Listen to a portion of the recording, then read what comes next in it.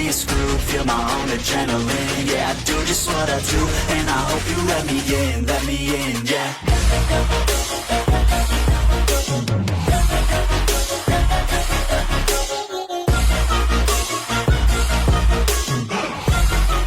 Hello and welcome back, fellow anime lovers, to Cypherfics. I am delighted to have you join us once again in the world of fanfiction and fantasy. This is the fifth part of, What If Issei, Rias meet Ben 10. Special note, this fanfic is written and a masterpiece of Dragneel Giant 96 on fanfiction.net. Do check and support the author too. Now smash the like, share and subscribe button for more. Also press the bell icon so that you never miss such great parts.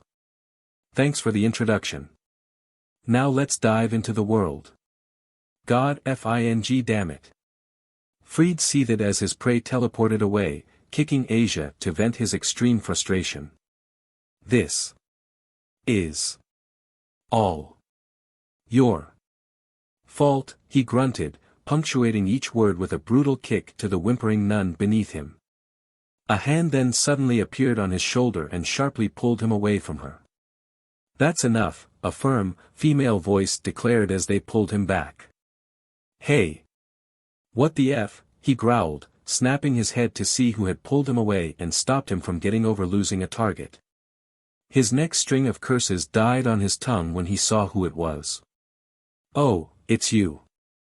Yeah, it's me, Rainier stated as she withdrew her black feathered wings back into her back. And I said, that's enough. Fried looked past her to see three other fallen angels standing beside her. Well, you all took your sweet but time. I was nearly finished off by that red-haired devil beach. Yeah, wouldn't that have been a tragedy, Middle drawled sarcastically. Fried glared at the short blonde-haired gothic Lolita outfit wearing fallen angel but didn't respond to her snarky comment, no matter how much he wanted to. While he had agreed to join their cause, he wasn't a fan of Rainier's companions. Growling, whatever, he shrugged as he backed away from Asia. I told you we shouldn't have given her to him, Donasek sighed with a shake of his head. He only had her a couple of hours and look at her. He missed Fried glaring at him from the back of the room before returning to collecting the tools he had used to torture the owner of the house they were in, cleaned the BLD and gore that had been collected on them before returning them back into the tool bag he had brought them in. What does it matter? Calawarner shrugged as she looked down at the whimpering nun at her feet. After the ritual tomorrow she won't be our problem anymore. Speaking of which, she added, turning to look at Rainier. How are we doing for the preparations? We are so close now, Rainier replied as she nudged Asia's side with her foot quite roughly, receiving a quiet in response. We will be ready tomorrow evening by the calculations of the cultists. Excellent.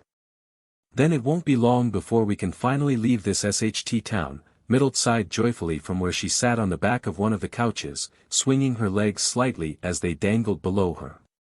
You'll want to do something about that F or that got all chummy with that devil-loving beach then, Fried interjected as he finished packing his tool bag, gesturing towards Asia with a nod of his head. What are you talking about? Rainier demanded sharply, snapping her head round to look at the exorcist. I'm saying that Gremory slot's newest little beach and that slot over there appear to know each other, pretty well considering she tried to stop me killing him. How the hell were you accepted as an exorcist? Calawarner wondered with a shake of her head, amazed at the exorcist's choice of words in virtually every sentence. Fried chuckled and gave the fallen angel a large grin. Because of my sick devil-slaying skills, of course. Everything else is useless. Enough, you two. Rainier interjected as she ran her hand through her hair with frustration. The last thing they needed was something interrupting the ritual tomorrow. They have no idea what their plans were, and Rias wouldn't dare to attack their base at the church and risk breaking the ceasefire between the three factions. The boy was a different matter though. If Fried was right, and Rainier had an annoying inkling that he was, and he really was friends with Asia, then there was a possibility, one that she couldn't rule out for certain, that he would try and do something stupid like try and save her. We need to prevent that kid from getting in our way, she told her comrade sternly. You can't be serious, Rainier, Donasek responded with a slight chuckle. You're not scared of that boy, are you? Of course not. Rainier snapped back. If he tries to stop us though, he'll be followed by Gremory and her little pack of followers. What should we do then? Calawarner wondered, placing her hands on her hips. What about a memory manipulation spell?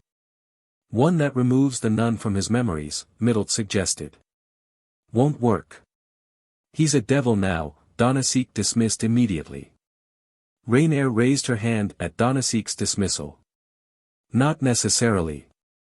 He's only a reincarnated devil, so he's still part human, so it should still work if we make it strong enough. You can make it as strong as you like, but it won't erase her completely from his memory, Donasek stated matter-of-factly. We don't need it to, Rainier responded quickly. All we need to do is keep them off our backs for 24 hours. After that, it won't matter, we'll be done with the nun and be far away from here. If you think it's necessary then fine, let's do it, Calawarner said with a shrug. Rainier nodded her head at the long-haired fallen angel and looked towards Donasek and Middle, who shrugged their shoulders nonchalantly and nodded their heads in agreement with the plan. Let's get to work then, we can't let anything get in our way now, Rainier stated as they looked back down at the nun who had slipped into unconsciousness. Ben was soaring through the air at great speed, though he didn't feel the wind blow against him as you would expect from the speed he was going at. He looked up to see he was in complete darkness and unable to see any light in the sky above him. It took him less than a second to recognize he was having another vivid dream. I wonder where I am this time, he thought to himself as he glanced down at the ground that looked like a blur as it passed by him. Whoosh! Ben flinched at the loud sound and looked around himself in search of the sound's origin.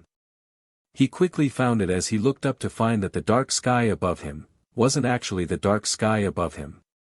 Rather it was a familiar titanic beast flapping its humongous wings, its body so vast that it blocked out the sky above it. Whoosh! The beast flapped its wings once more as it continued to soar freely through the sky towards whatever destination they were heading to this time.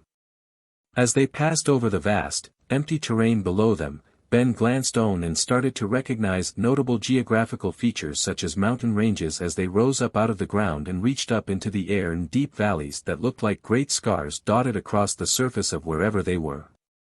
Where am I? He asked himself as his gigantic guide's head slowly turned to its right and, as if it sensed something, tilted its body in the air slightly until it was heading in the direction it was looking and sped off towards its new destination. Whoosh! Oh, I guess we're going this way then, he shrugged as he also found himself tilting to the right and following after the giant creature. Kid? What are you doing here? Ben exclaimed at the voice and lost his composure for a moment as his body rolled from the shock of Asmatha's voice suddenly echoing in his ear. He fought to control his flight, struggling for a moment as he'd never experienced this in these dreams before, and when he regained control of his body again, he looked to his left where the voice had originated from.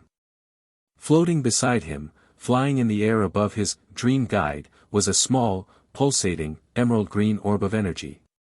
Even as they streaked through the air at fantastic speeds, the orb remained perfectly level with Ben as it continued to gently pulse in a rhythm akin to a pulse. Asmath? What are you doing in my dream? Even though the orb possessed no facial features, somehow Ben could still tell that Asmath was confused by his response. Your dream? What are talking about? I mean, what are you doing here? Ben repeated, confused at Asmatha's own confusion. These aren't dreams, kid. They're my memories. Your memories? Ben exclaimed, shocked at Asmatha's statement. He looked up at the titanic beast flying above and, as if only able to reveal its true self now, the darkness peeled away from its body to reveal brilliant emerald green scales covering its entire body while the thin membrane of its mighty wings took a pale green color instead. He couldn't believe what he was seeing, but he couldn't deny what he was looking at. The being that had guided his dreams for years, since he was 10 years old, was actually Asmath. He was about to ask real Asmath what he was talking about when, Dream Asmath, for lack of a better name to call him, finally reached his destination and came almost to a complete stop in a matter of seconds with another single flap of his mighty wings. Whoosh! Momentarily distracted by the sudden change, Ben turned away from real Azmatha's orb and looked up at the other Azmath to see what he was looking down towards the ground far below him. Imitating the action, Ben also looked down to see what Dream Azmath was looking at. He got his answer in the shape of two large draconic figures, one as red as BLD, and the other as white as freshly fallen snow. Even though they were so high up in the air that the two dragons looked small, he could guess how large they truly were by the size of the destroyed buildings of the large, ruined city they were wandering through. Dream Azmath growled deeply, his body vibrating from the intensity of his growl, and flapped his wings again as he began to descend in the direction of the two dragons. Whoosh! As he quickly descended alongside with the gigantic emerald dragon, Ben saw the rapidly growing red and white dragon lay waste to what little remained of the already ruined city as they appeared to be fighting off hundreds of tiny specks scattered around them. Explosions of varying sizes, all of them tiny in comparison to the dragons though, exploded around the battlefield and on the dragons' bodies, though they didn't seem to register the explosions though. These explosions were all silenced momentarily, though, when both dragons unleashed their own attacks in response, resulting in a single massive red explosion in a cluster of foes and a large white line of fiery destruction which trailed off all the way to the ruined city's limits and a few miles beyond that. Ben couldn't help but gawp at the destructive event he was paying witness to. What's going on? Who are they? Those are the two heavenly dragons, and my sons, the red dragon emperor, Drake, and the white dragon emperor, Albion. This is their final battle, the final one before they were sealed away in their sacred gears. Whoa, Ben breathed quietly, unable to think of any other way to react. Azmath, on the other hand, had more important matters on his mind. That's not important right now, kid. Why did you think these were dreams? Ben was startled by the abruptness of Azmatha's question. I've been having dreams like these since I was 10 years old, he revealed, turning his gaze away from the warring dragons and towards the gently pulsating orb beside him. I don't have them all the time, but when I do, it's something different every time. But, that shouldn't be possible. A human mind, never mind a child's, shouldn't be able to handle the sheer mental strain my memories would place on it. How did you survive such an experience? Ben looked down, a defeated expression on his face as memories flooded his head of his early experience with Azmatha's memories. He didn't answer at first, unsure if he wanted Azmath to know about such a private event in his life. He eventually discarded this reasoning though. If he and Azmath were now forever linked through the sacred gear, then it was only right that they start trusting each other. I nearly didn't, he admitted, facing the orb again. When I first started having these dreams, I thought I was losing my mind. I wasn't able to sleep nor could I get the things I saw out of my head. Every time I closed my eyes, all I could see are images from my dreams. It affected me so severely that I had a bad accident that landed me in hospital. So, how did you manage to overcome the mental strain? It was a simple solution actually that my therapist suggested. All I had to do was draw the image on paper. And that worked? Azmath seemed intrigued that such a rudimentary solution seemed to work so well. It did. I don't know why, but as soon as I drew the image in my head it disappeared from my mind. Once I drew the, backlog of images, my head didn't burn anymore and I could finally sleep again. Azmath went silent as he processed Ben's story. To pass the time until he spoke again, Ben chose to continue watching the battle below him between the two heavenly dragons and the tiny specks that continued to fire everything they had at the two titans and avoiding the massive counterattacks launched by the dragons in response. I'm sorry, kid. Ben looked back at the orb, surprised by Azmatha's apology. Why? It's not like you chose to end up being partnered with me, is it? No, but that doesn't matter. It was because you have my sacred gear that you were almost destroyed by the sheer weight of the things I've seen. It wasn't fun, you're right, but I don't blame you, Azmath. It makes sense in a way, now I think about it. How so? Well, I ended up with the sacred gear of a dragon god. Of course it wasn't going to be without significant risks. Even if you have put what happened behind you already, I don't know if I can. All I can do to make up for what you went through is help you when you have similar reams in future. What do you mean by that? I mean, when you experience my memories in future, I swear I will be there to unburden your mind from the weight of what you see. I'll be a proper guide from now on and help you understand what you're seeing. You have my word, Ben. Ben couldn't help but note that was the first time Azimuth had used his name. He decided not to bring that up and ruin the moment, but he felt touched by the ancient dragon's words and promise. Thanks, Azimuth. I appreciate that. He turned back to the heavenly dragons below him. Maybe you could start right now. You said this was the battle Dragon Albion fought that led to them being sealed away, but I don't see how that could have happened with how the fight's going on. What happened here? That's very simple, kid. Ben mentally sighed at Azimuth's return to calling him kid. I did. As if that was the cue it had been waiting for, Dream Azimuth suddenly released an earth-shattering roar as it announced its presence to everything for miles around before. Arcing its body towards the ground, or rather, directly at the two battling dragons, and launched itself towards the ground at a blinding speed. Ben was taken off guard by the sudden action and how he was also dragged beside the plummeting dragon at an incredible speed.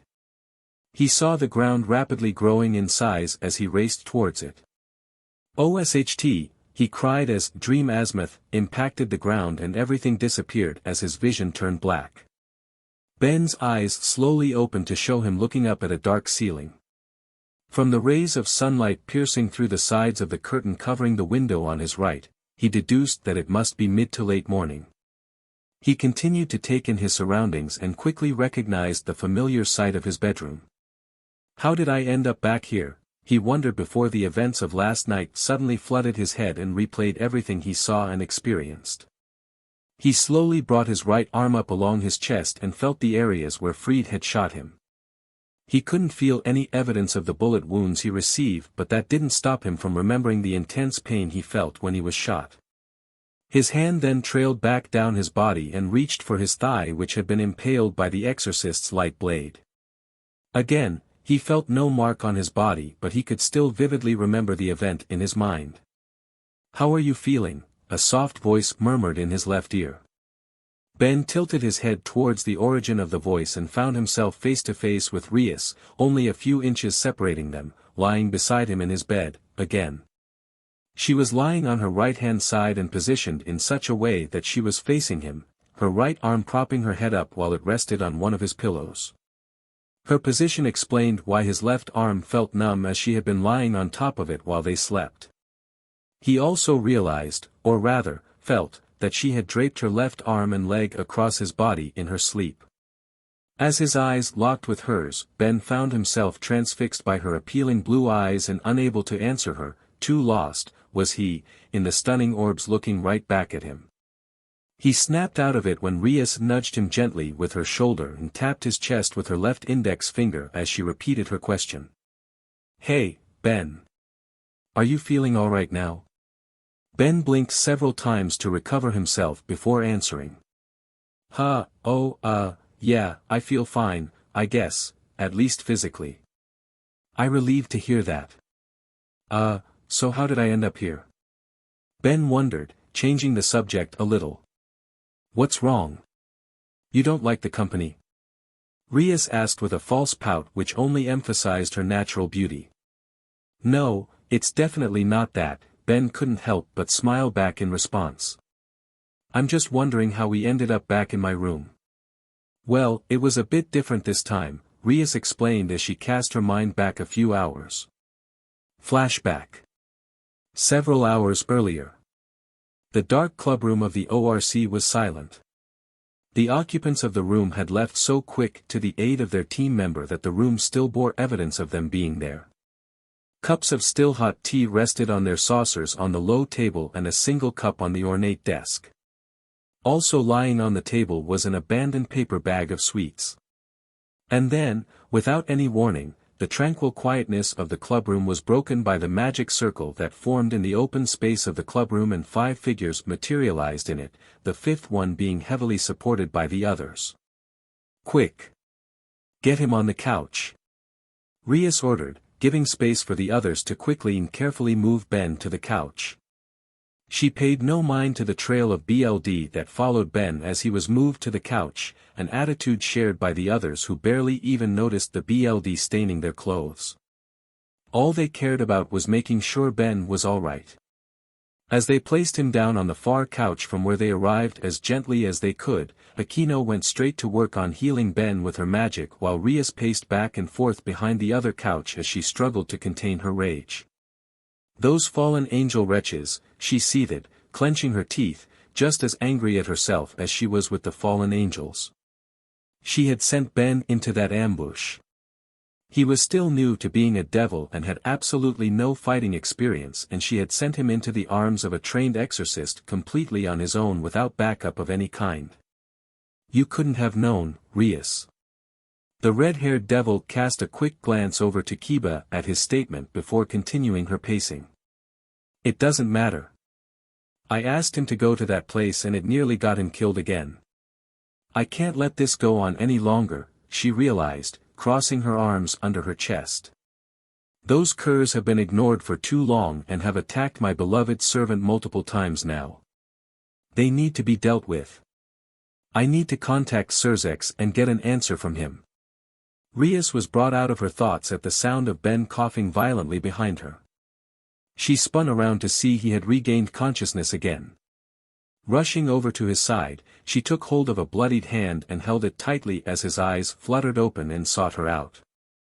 Sorry Rias, he coughed, wincing weakly at the intense pain he felt as his chest rose and fell.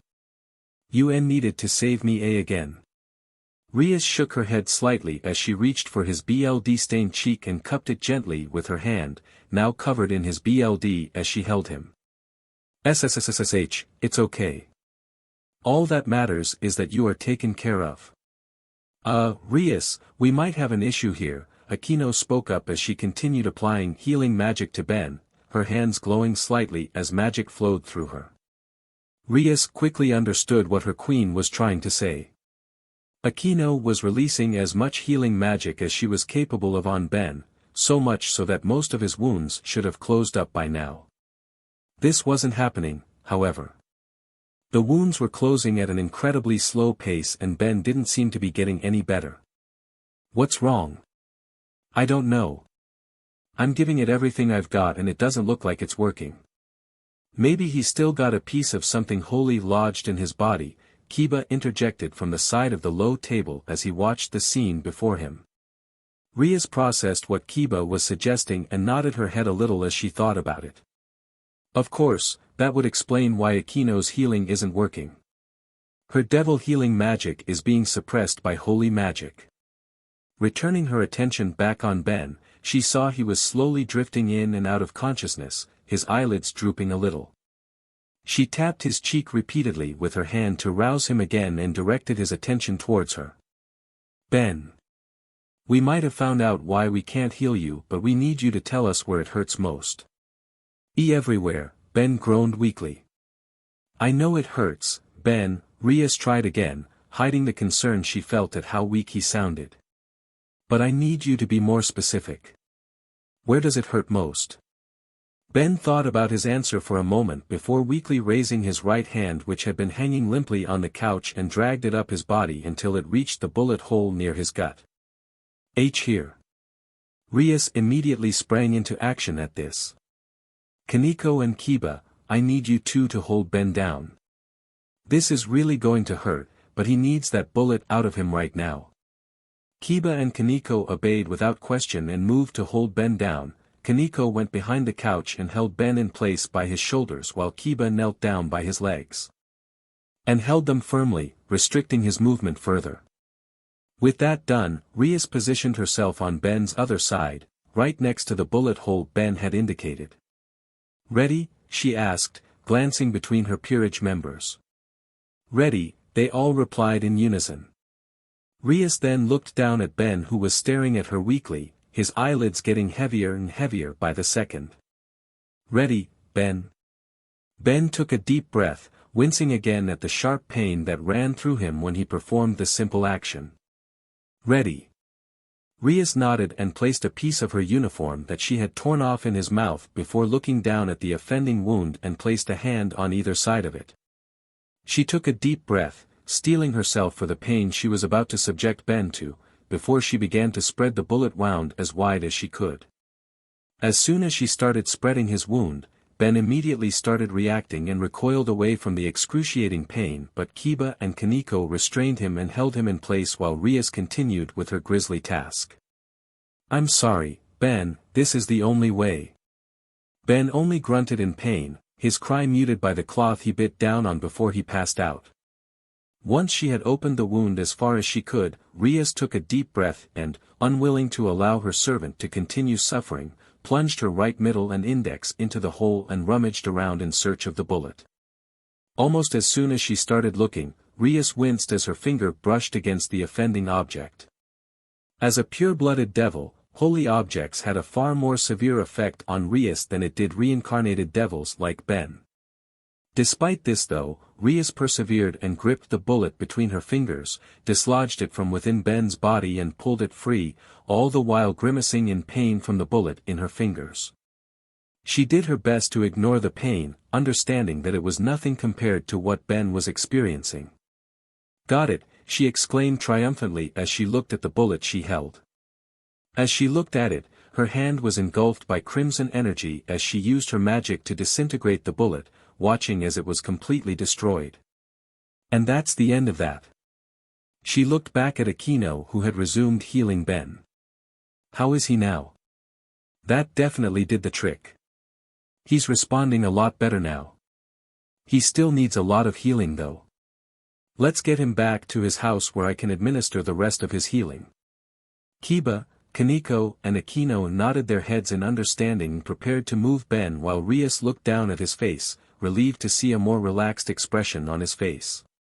"Don't worry, Ben. It's going to be alright. I'm so sorry you went through that, Ben. Please forgive me. It's not your fault, Rias." Fried was already there, waiting to ambush the first devil that showed up. "If it wasn't me, it would have been one of you guys. But you're the only who doesn't have any experience fighting." Ben sighed, realizing that Rias made a good point. "Ugh, you're right. I still don't know how to use Asmitha's gear properly and I nearly died of dehydration." "What do you mean? Did you transform into something?" Ben then went on to explain the details of what happened to him last night, starting from when he reached the house after leaving the group, to when he encountered Fried and what he did to the unfortunate client. When he got to the part where he transformed into the fish demon in his fight against Fried, Rias spoke up again. "That was the first time you used Asmitha's gear in a fight. You're not expected to be an expert at using it straight away. It will take time to mstr a power like Asmitha's." "Yeah, but still, I've nearly been killed 3 times now and I haven't been able to defend myself properly against them." Rias brought her left hand out from under the bed covers and placed her index finger on his lips, silencing him. "The fallen angels you faced have been around since before the Great War between the 3 factions, and that exorcist is a heavily experienced member of the church who has, no doubt, fought many other devils in the name of God. Just because you were beaten by them doesn't mean you are weak, okay? I don't want you to think like that ever again, got it? That may have been your first true fight as a devil, but you were able to hold your own against an experienced opponent for a short while. I don't know what it was that made me decide to resurrect you, perhaps it was fate or destiny. Whatever it was, it doesn't matter anymore. As your MSTR, I should have never let you end up in that position. I should have taken better care of you." At the last part of her speech, Rias pulled Ben towards her, into her ample bosom and wrapped her arms around his neck and held him in place as she embraced him affectionately. Unable to think of any other way to respond, Ben responded to Rias' action by wrapping his own arms around her back and returning the hug as he sighed with a content smile at the warmth he felt being in the red-haired beauty's embrace. He couldn't see from his position that Rias also held a warm smile from the embrace. By the way, Ben muttered as he felt Rias' leg brush against his. Why are we naked? Rias giggled lightly at his question, her melons pressing further into Ben's face as she did so. Didn't I mention it last time? This is the best way for you to receive my healing magic. Are you up yet, Ben? Just because it's Sunday doesn't mean you can sleep in the entire day, a horribly familiar voice suddenly declared from the other side of Ben's bedroom door. Ben exclaimed, but, before he could make any kind of move, his bedroom door swung open with a light creak. Hello again, Rias chirped happily as she continued to embrace Ben. Oh my! Ben's mother exclaimed apologetically as she quickly closed the door again. Her voice then started coming through the wooden door. I'm so sorry. I didn't mean to disturb you too. It's quite all right, Mrs. Tennyson, Rias lightly called out in response. We were just getting up anyway. Oh, that's fine, dear. Breakfast's nearly ready. Will you be joining us again? I would love to, thank you very much. It's no problem, dear. I'll set a place for you at the table. Thank you. Would it possible for me to have a quick shower first? There was a brief pause before Ben's mother replied. Of course, dear. I'll set a towel out for you, Sandra announced through the door before the two teenage devils heard her retreat down the corridor towards the bathroom. A shower? Ben asked, confused, as Rias finally ended their embrace and started to slide off the bed. Of course. It's either here or back at the clubroom, and with the frequency of our healing sessions, it looks like I might be spending more time here. You don't have any issue with it, do you? No, of course not, Ben blurted out hurriedly, a faint blush appearing on his cheeks at the cheeky smirk she gave him as she looked back over her shoulder from where she sat at the end of the bed. She then pushed herself off the bed and headed towards the door, stopping just before it to pick up the large black dressing gown hanging on the back of it. You don't mind if I borrow this, do you? I wouldn't want to give your parents another shock by walking around their house in the NDE. No, feel free, Ben replied, his head filling with images of such a scandalous scene playing out, his blush returning to his cheeks. You really are a sweetheart, Rias cooed as she slid her arms through the dressing gown sleeves and covered herself. Ben couldn't help but note that, despite the dressing gown fitting really well on him, it was distinctly tight when worn by Rias, specifically around the chest area. With a cheeky wink directed back at him, Rias opened the door and left through it, closing it behind her before she then headed off to the bathroom. As he heard the bathroom door close and, thanks to his devil-enhanced hearing, he heard the shower turn on, Ben pushed himself up and swung his legs out so that he was sitting on the edge of his bed. Gathering himself, he stood up and headed over to his wardrobe where he picked out his clothing for the day, a simple gray t-shirt and dark blue pair of jeans. Once dressed, he sat back down on his bed and glanced down at his left arm, turning his hand over so it was palm up. You there, Asmuth? He muttered under his breath. I am, Asmuth replied, his presence making itself known within Ben's mind. I don't want what happened last night to ever happen to me again. What can I do? If you want me to be honest, kid, there's not a lot you can do as you are now. What do you mean? Ben asked, taking the conversation into his head. I mean, you are currently only strong enough to maintain a single form at a time for a few minutes. As well as that, you can only access a few demons in the gear for now. To put it simply, you're still too weak. Ben sighed dejectedly and hung his head low at the expected yet still frustrating answer. SHT. So there's nothing you can do. I didn't say that. Ben perked up a little at this. There's a function of the gear that you can activate that lets you access something I call the Demon Data Database, or the DD system for short. The what? The DD system. When you transform into a demon, the feature makes so, when you concentrate on it, you will be able to know instinctively what abilities you can use with that form, and also any future abilities that were unknown to me when their DNA sample was added to my gear. That is something, Ben nodded as he thought about the implications. Should take out a lot of guesswork whenever I turn into something new.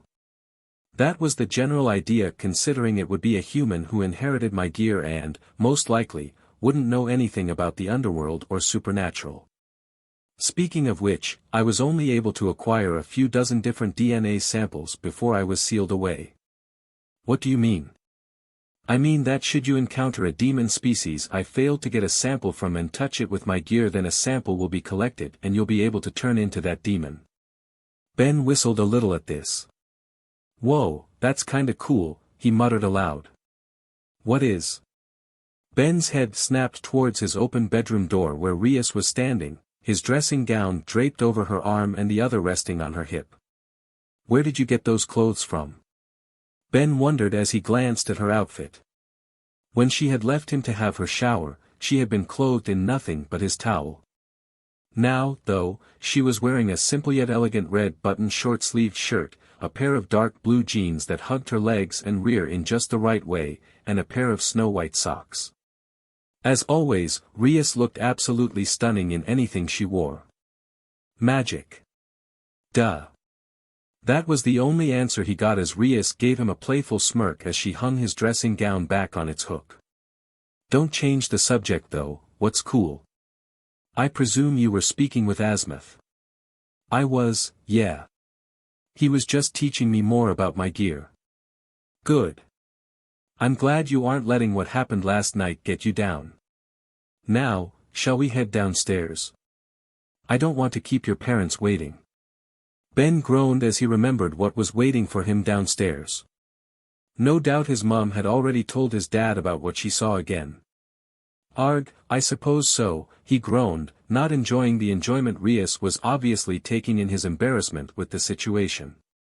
Still, he pushed himself up and followed her as she led the way downstairs. As he sat down at the table for breakfast, Ben had to endure yet another heavily awkward breakfast, at least on his part, where he could see right through his parents' blank-faced facade of trying to hide just how much they wanted to know why Rias had spent another night in Ben's bed.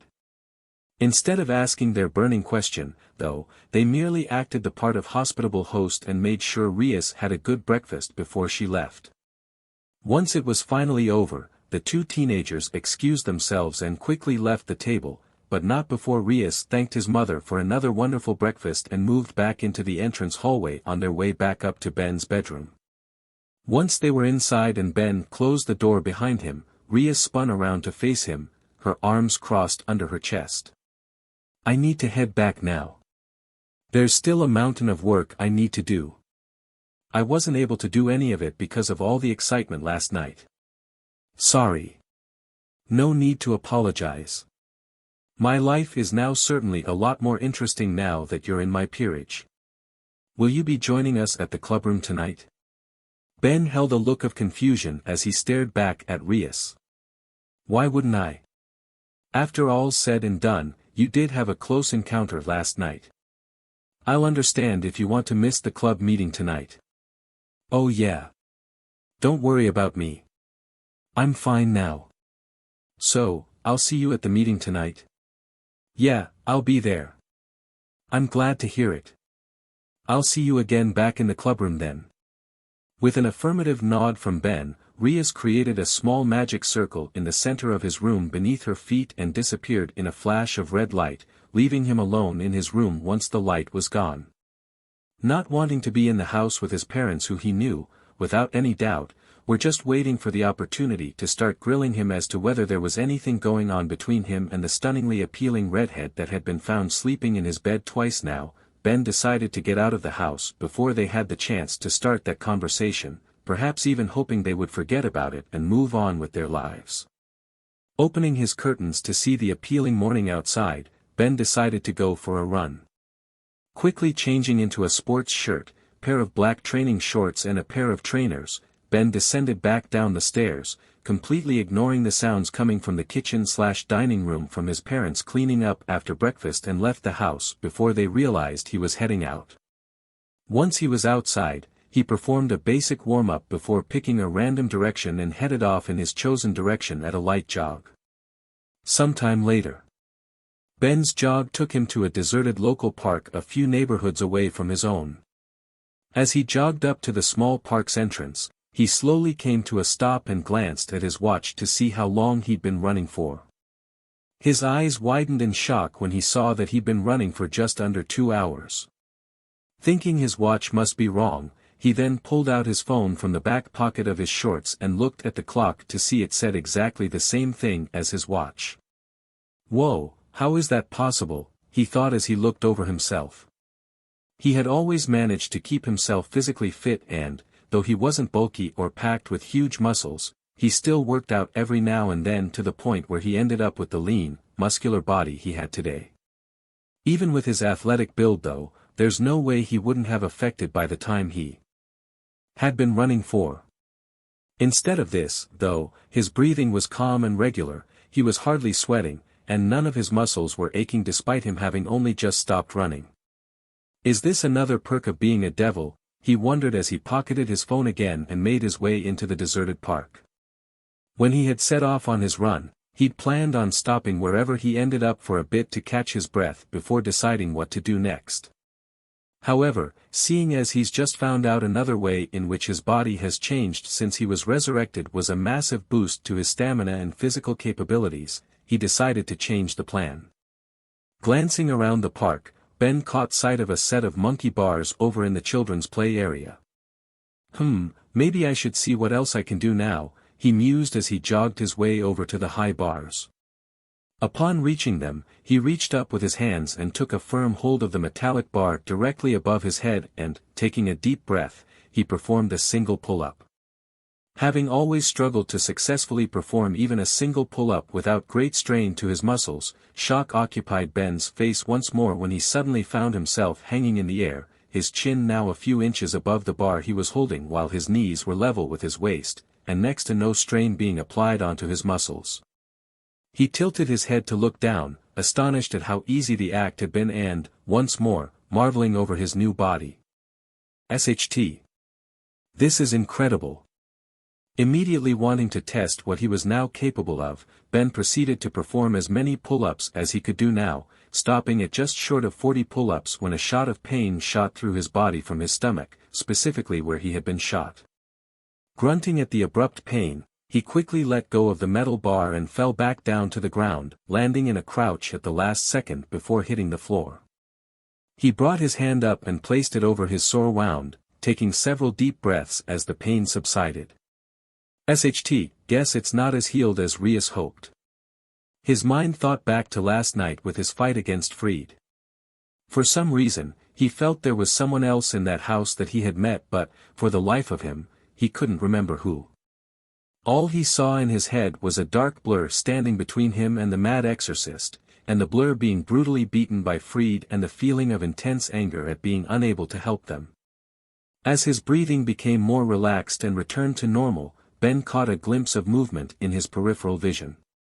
His head snapped up and in its direction to see a head of golden blonde hair on the other side of the park, its owner walking down the street at a brisk pace, as though they were looking for something in particular but didn't know where to find it. As he stared at the fleeing figure, a strange feeling suddenly came over Ben, a feeling as though he was seeing something important to him but he just couldn't remember what. A sudden gust of wind passed through the park and caught the retreating figure as she walked down the street. As the gust passed her, she brought her hand up to her veil and turned away from the gust and towards him where he could see her appealing face. From the distance they were standing from each other, she couldn't see him but he saw her as clear as day, a lump forming in his throat as the dark veil was unveiled in his head and his mind was cleared. It can't be, Ben thought in disbelief, his eyes following the familiar golden blonde hair as the owner continued to quickly walk away from him, completely unaware he was standing there watching her. As he focused in on her with his enhanced vision, his suspicions were confirmed by the familiar nun's habit and white veil. It is Asia. Without thinking, Ben abruptly sprinted off through the park, not even registering the dramatic increase in speed as he ran flat out, reaching the entrance in seconds and continuing on down the side street he had seen Asia disappear down. As he rounded a corner, he spotted her a few feet away from him with her back to him. Asia? The figure stopped suddenly at his call and spun around to face him, revealing Asia's innocent, angelic face as she stared back at him, her eyes widening in shock and surprise, as well as recognition in her eyes. Before he could stop himself, Ben rushed forward, closing the gap between them quickly and embraced Asia tightly, embarrassing the red-faced nun by his sudden, unexpected action. "Ben. What are you doing here?" she squeaked as he hugged her, her arms hanging limply by her arms as the shock of seeing him again still gripped her, preventing her from reacting in any other way. Instead of an answer, Ben quickly leapt back from her, swiftly ending the embrace, with a short hiss as he clutched his chest, his eyes glaring down at Asia's chest for some reason. She looked down to see that he was glaring at the small, silver cross that hung around her neck. Realizing that that was what had caused his abrupt reaction, Asia tucked her cross beneath her clothing, hiding it from view. "Oh no, are you okay?" she asked with worry, approaching Ben to see if he was okay. "Yeah, I'm fine," Ben returned with a short gasp. "I was just so happy to see you again that I forgot about your cross." Asia's cheeks reddened further at his explanation. Why you wanted to see me again?" she stammered, shuffling her feet and clamping her hands together and wringing them a little from nervousness. Ben approached her again, this time slowly, and placed his hands on her shoulders. "Of course. Why? Didn't you want to see me again?" Asia shook her head quickly. "And no. It's not that." "Then what is it?" "I really did want to see you again, even if it was one last time, but after last night, I thought that I'd never be able to see you again.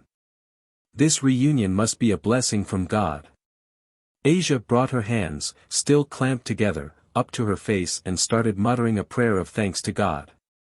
Ben did his best not to wince at the sudden shot of incredible pain that ran through his head at the young nun's words. Is that ever going to not hurt? Considering you are a devil, I'd imagine that being extremely unlikely, Asmith spoke up, answering Ben's rhetorical question even though he wasn't asked. Ben didn't respond to the ancient dragon who returned back into the depths of the gear on his left arm, but he couldn't ignore something he had brought up. "So, you're happy to see me, even though I'm a devil?" he asked Asia as she finished her prayer. Asia nodded her head, a small yet kind smile appearing on her face. "I am. I don't care what you are, I know you are a good person and that's all that matters to me." Ben couldn't help but smile warmly back at Asia, amazed that such a kind-hearted person could exist in the world. He wanted to know what happened to her after he was rescued by Rias and the others last night, but he didn't want to sour the mood so soon after reuniting with her, choosing, instead, to save it for a later time. "So, what are you doing out here?" A look of sorrow crossed Asia's face, so fast that he doubted he even saw it at all before it was replaced by a warm smile again as she cast a quick glance at the blue cloudless sky above them. "It's such a appealing day that I wanted to walk around and enjoy it." "Were you heading anywhere in particular?" "Not really, I was just wandering around." Ben made a snap decision at this. "Do you mind if I join you?" Even as he asked, Ben understood that Rias wouldn't approve of him associating with a member of the church.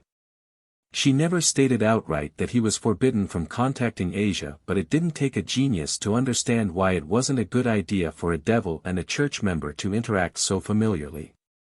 Despite this, though, Ben still wanted to spend some time with Asia. He only met her yesterday, but she had such an impact on him, from the moment they first met up to when she placed herself between him and an insane exorcist, that he wanted to get to know her better. "Really? You want to spend the day with me?" Asia asked with surprise in her voice. "Yeah, I mean, if you'd like me to, that is." "Yes." Asia blurted out before he could finish his sentence. Quickly realizing this, Asia blushed bright red at how eager she sounded. Her face then turned almost the exact same color as Ria's hair as her stomach chose that particular moment to growl furiously, the sound of which echoed loudly up and down the empty street.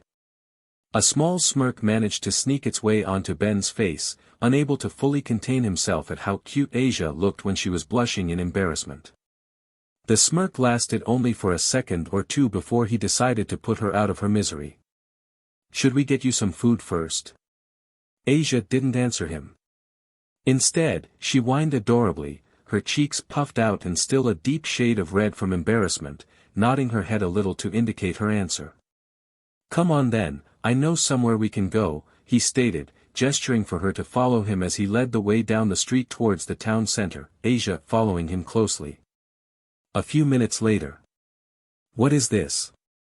Asia asked as she looked down at the meal that had been put before her by the waitress before swiftly leaving them to their meal and seeking out another customer. Haven't you ever seen a burger before? Ben asked with surprise, his own burger in his hands and a few inches from his face. No, I haven't, Asia admitted shyly, looking back at Ben as he lowered his burger back onto the plate he had picked it up from. I grew up in the church. I've never been to a place like this before. So this is your first time? Yes. Well then. He picked up his burger again and gestured for her to copy him. When she did so, he raised his burger up a little, as if to raise a toast. Here's to new experiences. A warm smile formed on Asia's face, one that forced Ben to imitate with a smile of his own. To new experiences, she repeated before looking back down at the burger in her hands curiously. Quickly deducing what the issue was, Ben attracted her attention with a small gesture with his hand. Like this, he explained for her before gripping the burger and taking a bite out of it, savoring the simple yet satisfying taste. Oh okay, Asia nodded timidly as she imitated Ben and took a tentative bite of her own burger. As she chewed on it, her eyes widened and appeared to sparkle as she experienced such a new and delicious explosion of different flavors she had never tasted before now. She groaned with delight as she finished the bite she had taken, lowering her burger back down onto the plate. Oh wow, this is amazing, she exclaimed with delight. Ben chuckled, happy that Asia was enjoying her first experience with a burger. It might be a simple thing, but considering Asia had spent her whole life in the church, it was still a significant moment for her. He then noted the small smear of ketchup that had ended up on the corner of her mouth. You've got a little, he told her, trailing off as he gestured to his own mouth to get the message across. Huh, what? Asia replied with confusion plastered on her face. You've got some sauce on you, he tried again, making it clearer for her. I do. Where? She asked, her cheeks reddening a little as she tapped around her mouth in search of it. It's just a little to the left, no, not your left, my left, he tried explaining, hiding the amusement he felt at how Asia kept missing the offending smear of ketchup from her face. He tried directing her for a few more seconds and, after no success, decided to help her out. It's just, here, he stated as he reached over with a napkin and gently wiped off the sauce from her face, unable to miss the embarrassed expression form on the young nun's face at his action nor how she mumbled an almost incomprehensible, "Thank you," for his help. Thanks to his devil hearing though, he was able to hear her and waved it off. Don't mention it. I'm glad you like it. It was wonderful. Thank you for bringing me here. Well, it is the only place I've eaten in since I moved here, he admitted with a shrug. You've been here before. Well, this is only the second time I've been here. The first Ben stopped speaking as he suddenly realized that the last time he had come to the restaurant they were sat in was when he had gone with Julie on their day out exploring Kuo, the day which turned out to be nothing more than a ruse to isolate him away from others so Julie, or whatever her real name was, could murder him and leave him to die on his own. Asia tilted her curiously as he stopped mid-sentence. The first you what? Ben shook his head a little and waved her question off. It doesn't matter. He didn't want to bring up such a morbid subject in front of Asia and spoil the mood when he was trying to help her enjoy her day out. Of course, Ben was very curious as to how someone as sweet and innocent as Asia got tangled up with fallen angels and crazy priests, but he didn't want to be the one to bring it up. Asia obviously had her reasons for ending up working with them and he didn't want to bring up sore memories, particularly with how Freed treated her, a fellow member of the church, last night when they fought. He decided to change the subject towards a more light-hearted one. By the way, you said you didn't have any plans for today, right? The same look of sorrow flashed across Asia's face again before it disappeared just as quick again before she nodded her head as she lowered her burger again, having taken another bite of it and making sure to clear away anything left on her face afterwards. Yes. I had just planned on wandering around this place and exploring a bit. But then you showed up out of nowhere and my day became so much better. Ah, you're just exaggerating, but still, if you want, I can show you some of the fun things you can do around here. You'd really do that? Sharing this wonderful meal with you was already more than enough for me, Asia mumbled meekly, lowering her face in a failed bid to hide yet another blush which took hold of her face, reddening her cheeks again. Ben struggled to contain himself at Asia's words and embarrassed reaction. So cute. Asia, it would be my pleasure, Ben informed her with sincerity, nearly losing his composure right then and there at the appealing smile Asia gave him. Once they had finished their burgers and left the restaurant, Ben led the way through the town center as he searched for something he thought Asia would enjoy doing. He'd been quick to offer her fun things to do, but as they walked down the street, it suddenly dawned on him that he didn't have a clue what Asia would enjoy doing. SHT. This is going to make things a little difficult, he thought as he looked around, hoping to find any inspiration to help him. What's that? Asia asked from beside him. Ben stopped and looked round to see what Asia was looking at, surprising taking over his face as he did so. That's an arcade, he explained for her, noting the curious look on her face as she looked at all the different games within. Do you want to have a look inside? He asked, his only answer coming in the form of a shy nod from Asia. Knowing that was the only answer he was going to get from her without dragging more out of her, Ben led the way inside. He guided her through the numerous rows of games, each one more different from the last, and explained each one to Asia to see which one piqued her interest the most and the one she wanted to try out. As he rounded a large car-driving arcade game and down another row of games, this one mainly old-school arcade games, and began to tell her about these ones, he realized that she was no longer by his side. Spinning around and looking back where he'd come from, Ben quickly found her pressed up against the front of the glass pane of a claw-grabbing game and gazing at the prizes confined within. Walking back to her, he looked through the glass pane to see a mound of yellow mouse-like creatures with black stripes within that reminded him of a similar creature, though these ones seemed just different enough to not be affected by copyright. They're so cute. Asia mumbled excitedly to herself, her eyes sparkling as she peered at them through the glass. You want one? Ben asked as he came to stand beside her. Not realizing he'd been standing beside her, Asia squeaked and jumped a little in surprise. Hua. And no, it's fine. I don't want one, she replied timidly, blushing a little at him having heard what she'd said about them. You sure? If you want one, just say so. No, well, maybe, yes please, she mumbled adorably as she tapped her index fingers together shyly, unable to look him in the eye. Okay then, one stuffed animal coming right up. Ben declared as he inserted the necessary coins to start the game and took hold of the claw handle with his right hand and covered the buttons with his left hand. As the game began, Ben found yet another advantage from his new body. His enhanced eyesight enabled him to get a much better view of the claw and where to position it for the best chance to grab his prize first time, and his reflexes made it a lot easier to know when to press the button to start the crane descending once it was hovering over his chosen target. Even with these gifts of his, though, he failed to account for how difficult the arcade owners had fixed the game to be so that it limited the number of prizes it gave out to ensure it remained profitable.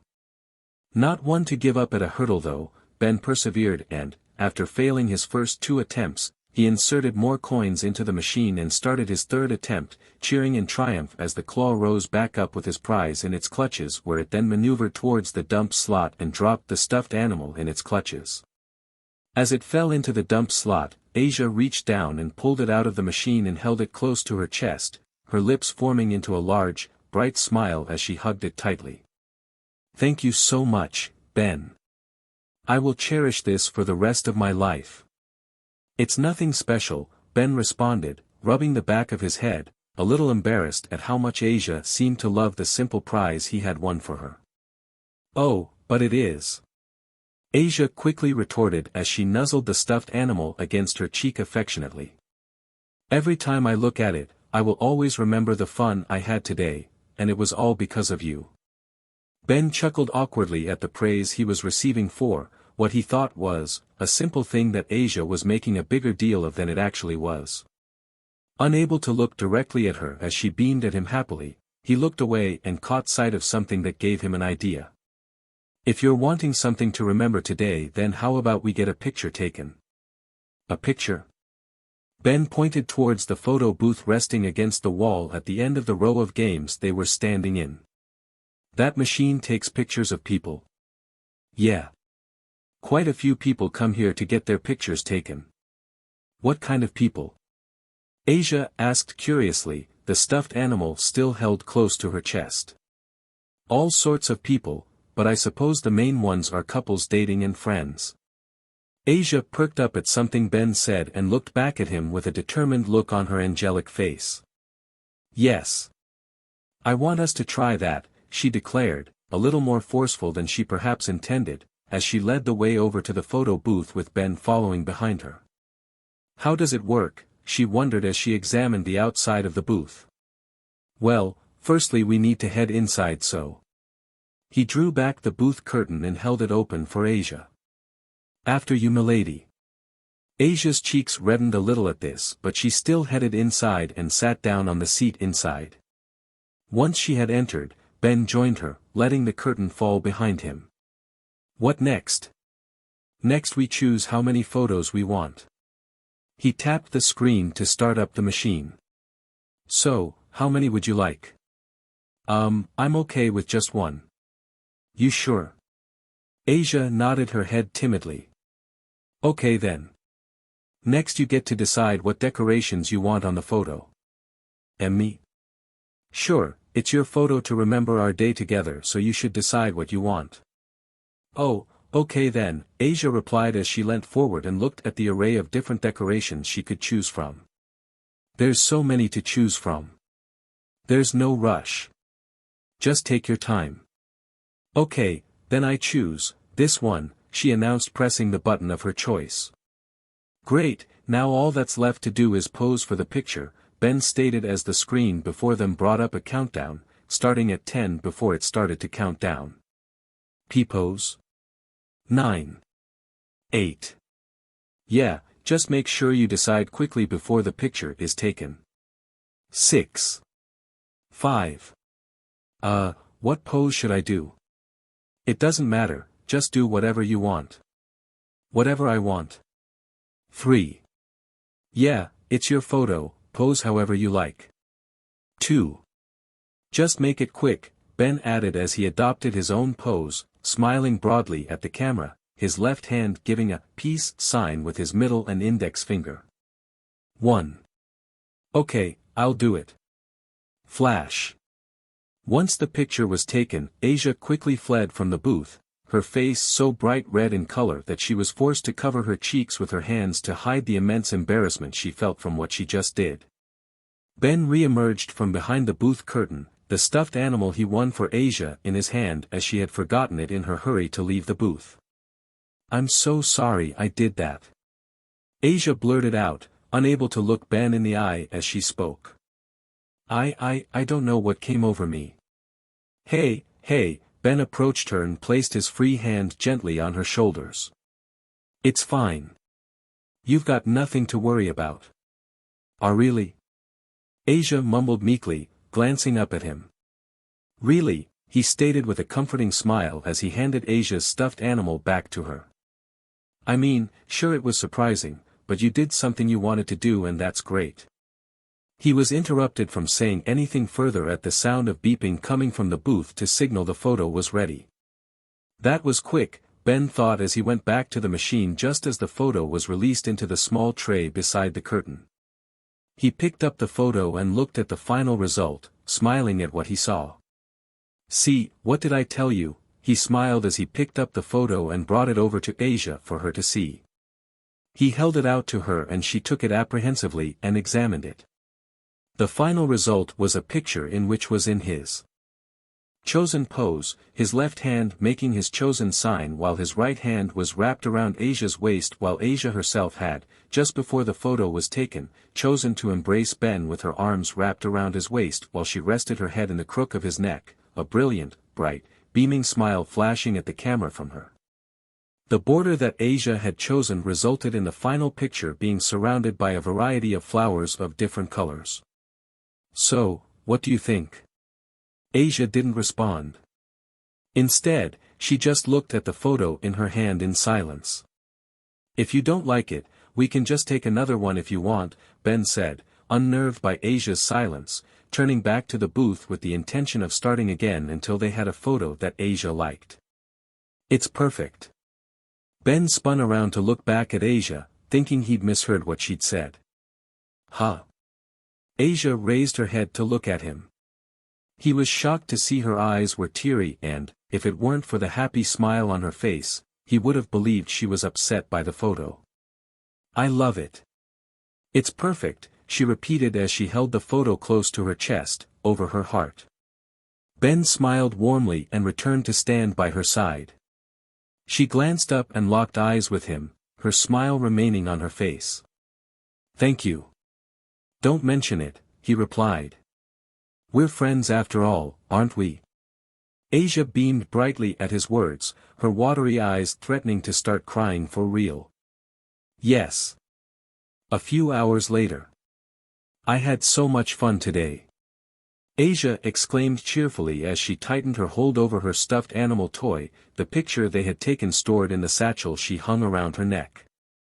After taking their picture together, Ben and Asia spent the rest of the afternoon trying out a variety of different games the arcade had to offer and lost track of time as they played their games. One thing of note that Ben discovered about Asia from their time in the arcade was that the young, blonde-haired nun was extremely talented at dancing for a reason that neither of them could figure out. All they knew was that, after they left the arcade in the late afternoon, Asia was now the #1 dancer on the game with the highest score that the arcade had ever seen. Same here. I can't remember the last time I had so much fun, Ben agreed as they turned onto an empty pathway on the edge of another of Koa's many public parks. This one was screened by large trees on either side of the path. He took a few steps down the new path when he grunted as a spasm of pain, originating from his gut, that shot up through his upper body. CRP, I guess that my wound still isn't healed yet, he cursed as he clamped his hand over the spot where Rias had pulled Fried's bullet out of him. Let's stop for a moment, shall we, he suggested, gesturing towards a nearby bench.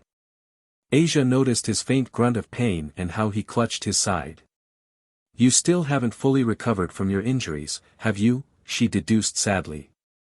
It's just the one injury actually, Ben grunted as he gave Asia the best reassuring smile he could muster as he sat down on the bench, wincing at the pain he felt performing the simple action. One of Fried's bullets didn't want to leave and had to be pulled out by Rias. I just to rest for a sec then we can. I'll help you. Asia declared firmly, cutting him off mid-sentence as she hurried over to him and sat beside him on the bench. Before he could politely refuse her help and say he just needed some more healing sessions, Asia had already placed her hands over where he was clutching his side, and before he could ask her what she was going to do, a bright green light illuminated her hands, 2 silver rings with blue-green gems fixed into them materializing around her middle fingers. As soon as the green light appeared, Ben instantly felt the pain in his gut start to disappear, much to his amazement. What is this power? It took Rias an entire night to heal me, but Asia's almost healed me after mere seconds. It's the Twilight Healing Sacred Gear, Azimuth revealed, his wizened voice echoing through Ben's head. Twilight Healing. Ben muttered the name under his breath. You know of my sacred gear? Asia asked as she finished applying her healing power on Ben, leaving his wound, and the pain, completely gone. I've, heard of it. Thanks, he muttered with a smile as he thanked her for healing him. He stood up and stretched his body, amazed at how good he felt now. So it's a sacred gear that heals people. Yes. Oh, it does so much more than that, Asmith added with awe and respect that Ben had never seen from the dragon before. That gear is able to heal, not only humans, but any living thing, even devils and gods.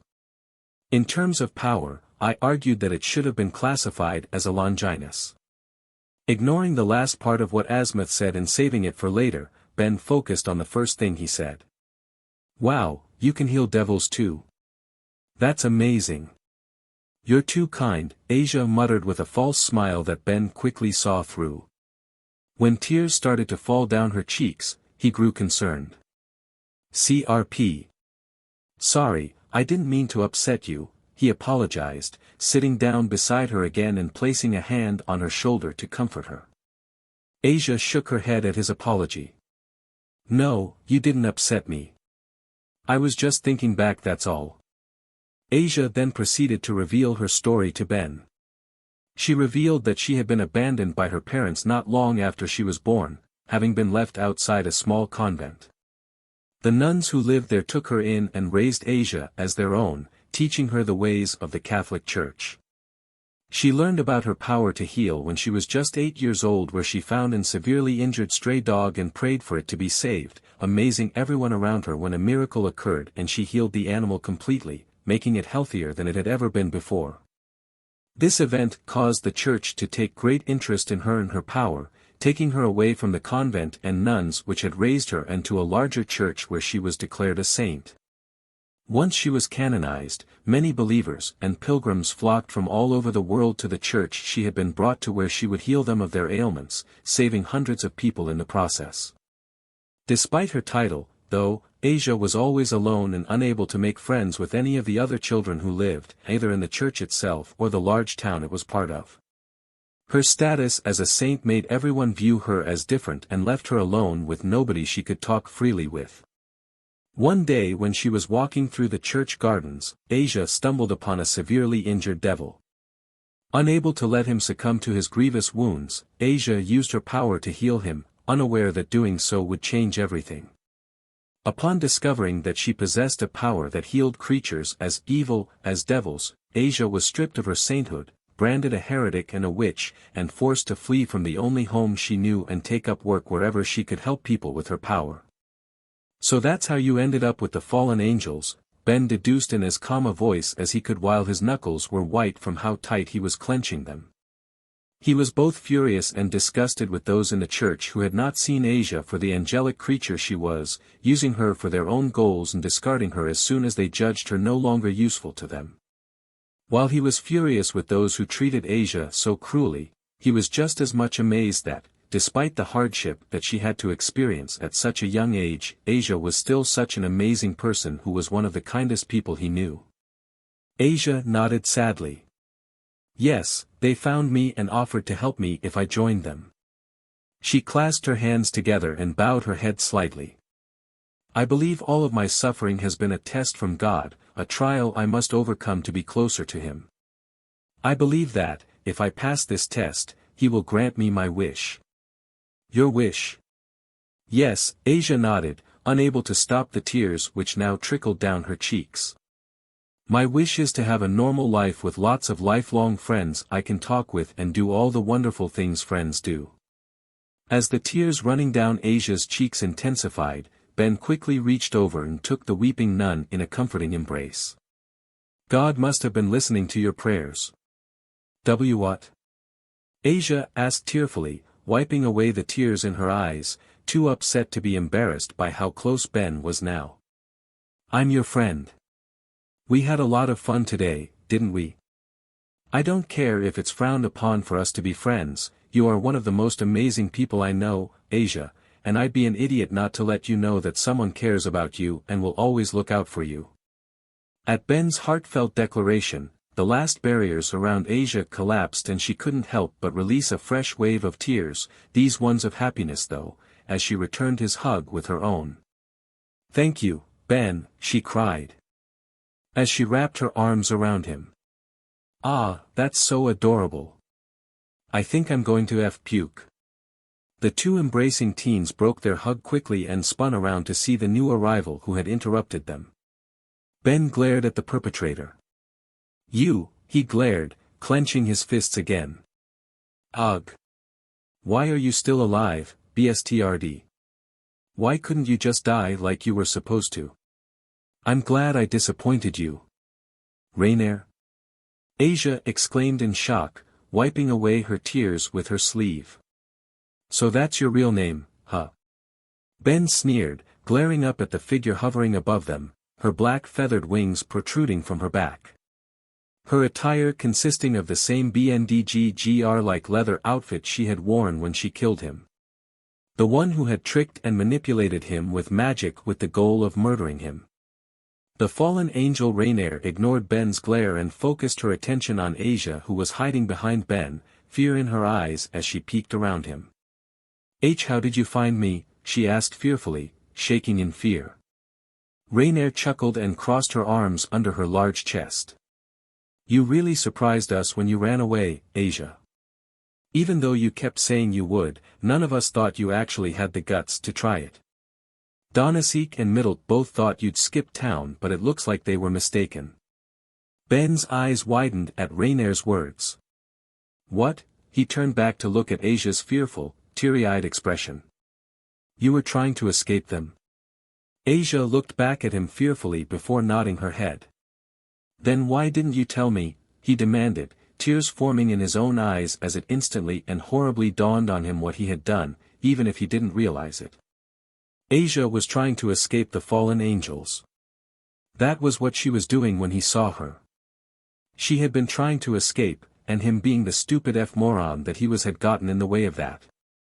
"Why did you waste your chance to escape to spend time with me?" he added as tears began falling down his face. "You could have escaped if I hadn't stopped you." Asia took one of Ben's hands in both of hers and held it tightly, fresh tears falling down her own face. "When you found me again, I saw it as a gift from God. You were the first person to ever show me true kindness. You were my first friend. When I saw you today, I made a decision, even if it cost me everything. I wanted to see what it was like to have fun. It's really funny, actually." Rainier cut in with a cruel smirk plastered on her face. "If you hadn't gotten in her way, Asia may well have escaped our grasp. Come on Asia, let's get going. The ritual can't be completed without you." Ben's head snapped back to glare up at Rainier with fury in his teary eyes. "Shut the F up," he bellowed as tears continued to fall down his face, his sacred gears appearing on his arms. "There's no way I'm going to let you or your F-up friends hurt her anymore." A dark scowl formed on Rainier's face. "As much as I want to, kid, I don't have time to mess around." A light spear materialized in her hand which she then aimed directly at him. "So I'm just going to kill you quickly." Ben pushed Asia away at the same time Rainier released her spear at him. He dove out of the way just in time as the spear struck the ground where he had just been standing. "It won't be so easy this time," he shouted up at her as he slammed his hand down on the circular dial that had popped up as he brought his arm up. As he wasn't familiar with his transformations yet, Ben hoped to whatever deity was listening that it was one that would help him protect Asia. "Transform, Orishan." The green light disappeared just as quickly as it appeared, revealing Ben's transformation. His new form had the appearance of a tall, dark red, mollusk-like humanoid with 4 slitted, green eyes, and a gray mouth. Covering his head was a large, hexagonal hood, and covering his shoulders, the outside of his arms and legs, and in the palm of his hands were barnacle-like portholes. His chest had an eye-like pattern similar to his face on it, along with a crab-like features on his stomach which gave the appearance of it forming a ribcage. His fingers looked to be razor-sharp and resembled parts of a crab's pincer. "What the F?" Rainier cursed, moving her hand away from her face where it had obscured her eyes to the bright light. Ben ignored Rainier as he examined his new form quickly. "Okay, so this is new. How do I find out what this guy can do?" he asked Azimuth through their mental connection. "Just concentrate on the form and it will come to you," Azimuth replied. Doing as he was instructed, Ben was startled when information suddenly entered his head. Once the information had disappeared, having done its job, Ben suddenly had a grasp of the abilities his new form was capable of. It worked. Yes, but beware, kid. Theory and practice are very different. Keeping Asmatha's warning in mind, Ben looked up to face his opponent. What the F kind of gear is that? She demanded angrily, another light spear forming in her hand. One that's never been seen before, beach. Ben retorted hotly, his voice now deeper than before. He raised his right hand up with his palm facing Rainier and fired a jet of hot water from the porthole in his palm at her. Taken by surprise at the sudden counterattack, Rainier only just managed to dodge the scalding water, though she wasn't completely successful as it caught her left shoulder, burning her skin and catching the shoulder strap for her BR, burning it off and causing her melons to fall free from their confinement. Garg.